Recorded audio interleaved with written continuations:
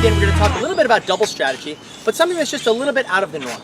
So I'm sure you're all familiar, all you doubles enthusiasts. I'm sure you're familiar with Bob and Mike Bryant. They're the winningest doubles team in the history of the game. Great guys, great players, and just amazing ambassadors for the sport. So I would encourage you guys to definitely watch their matches, try to support them in anything that they do because they're fantastic guys. Having said that, this is something that they call the secret sauce. So what it is this.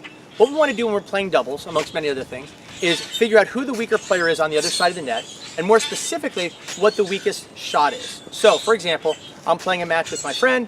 We realize John is the weaker player, but also his backhand volley is the weaker shot. So, there's a couple things that we could do. We could play John's backhand volley every single time, but we run the risk of this. We run the risk of John knowing it's coming, and also we run the risk of it actually getting better, which I've seen over the years happen a few times. So if you just play an opponent's weakness, sometimes it actually gets better.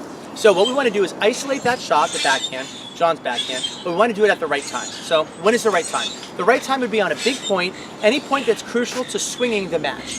For example, a 30-all point, big point, deuce, obviously the same kind of idea.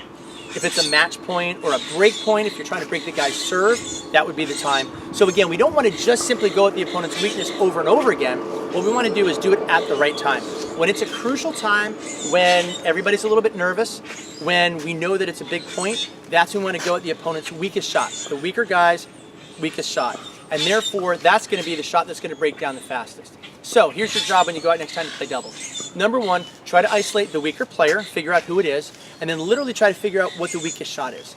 Sometimes it might be something also, a lack of mobility could be a weakness for the opponents. Or it could be a position thing. Maybe the opponents are simply playing too close to the net. But whatever it is, your job is to go out there and analyze and figure out what the opponents do well, what they don't do well, and then try to exploit the opponent's weaknesses whenever you can.